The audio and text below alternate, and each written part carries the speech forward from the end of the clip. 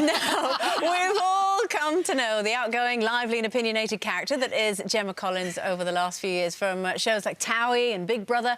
But behind the exterior, for the last 2 years, Gemma has been caring for her mum during what she describes as the worst time of her life. Please welcome Gemma and her mum, Joan.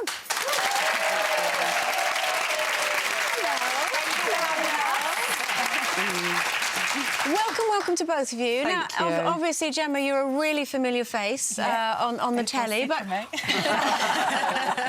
but Joan, we've not met before, so lovely to meet you. Thank you for inviting me. No, obviously, Gemma, we've seen you on TOWIE. You were on the show not that long ago, obviously talking about your experience in Big Brother.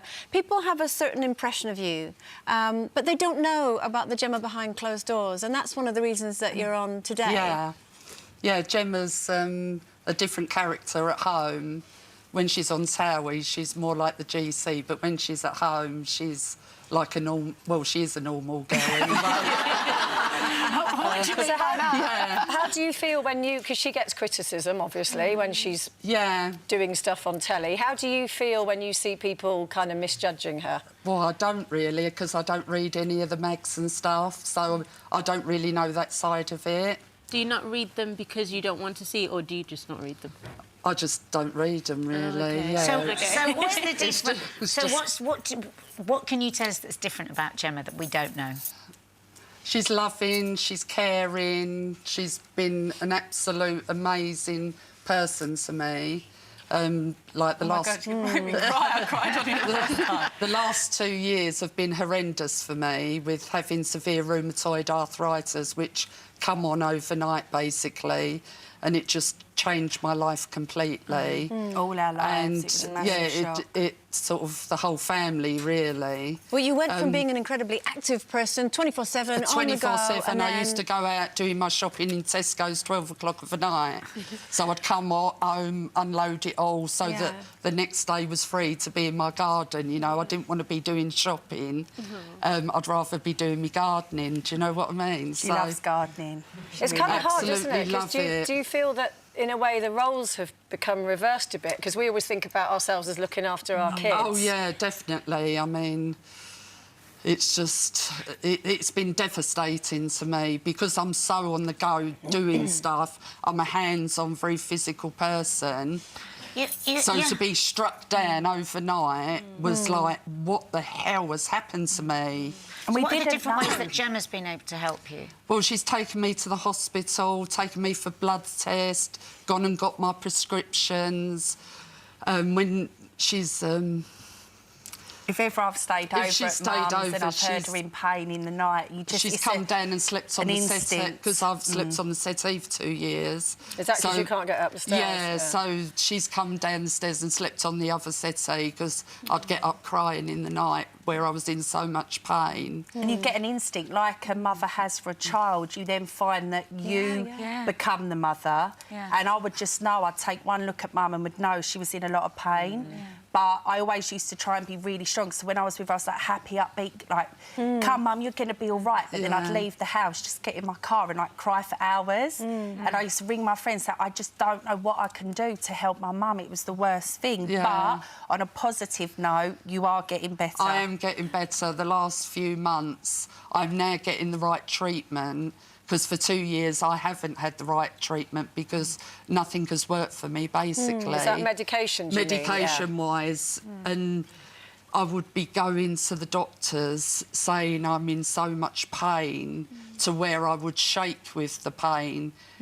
I can't believe how painful rheumatoid arthritis is. And it is such a shock to say when you're used to doing everything. And then I literally, like, I couldn't even open a sachet of cat food. It was too painful. I couldn't do my hair. I couldn't lift my arm up to do my hair. This is where I get the hair thing from, by the way. I couldn't move at all.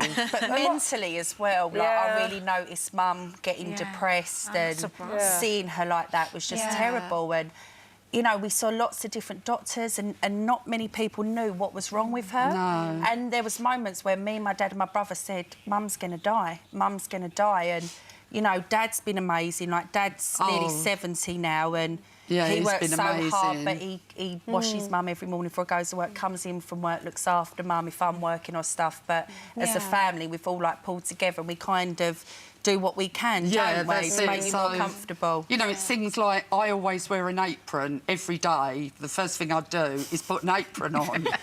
And, like, I can't do it up behind me and it's so frustrating, like, getting up and just running out the back door, taking a look at my plants. And what going forward will happen? Is the condition stable now, or does it...? Yeah, I've only had... This is my 3rd treatment that I had the other day, so...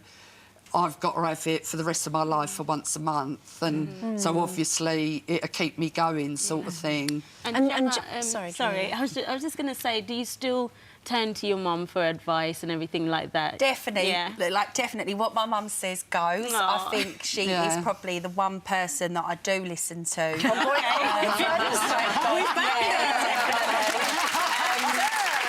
it doesn't sugarcoat it, and that's why I love Mum. Like the other night on TOWIE, she rang me up. Did you look in a mirror before you'd done your makeup? Your blusher was terrible, Gemma. I was like, oh, no. And she always tells me the truth. And at the end of the day, she might be, you know, in a bad situation at the minute, but, you know, we're praying every day she's going to get better, and you will get better. I will We're get with better. you. And Yeah, definitely.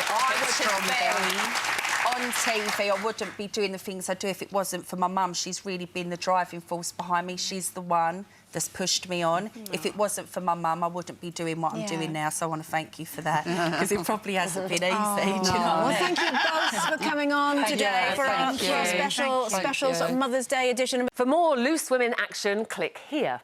And I'd subscribe if I were you. It's totally free and it means you'll be kept up to date with new videos and exclusive YouTube content. And it's like when I look at girls now and they've got it all hanging out, I look at them and think, oh, my God. And then I'm like, hang on a minute, Kate, that's exactly what you was like. But I suppose it's part of growing up. I wasn't even joking when I said you started it.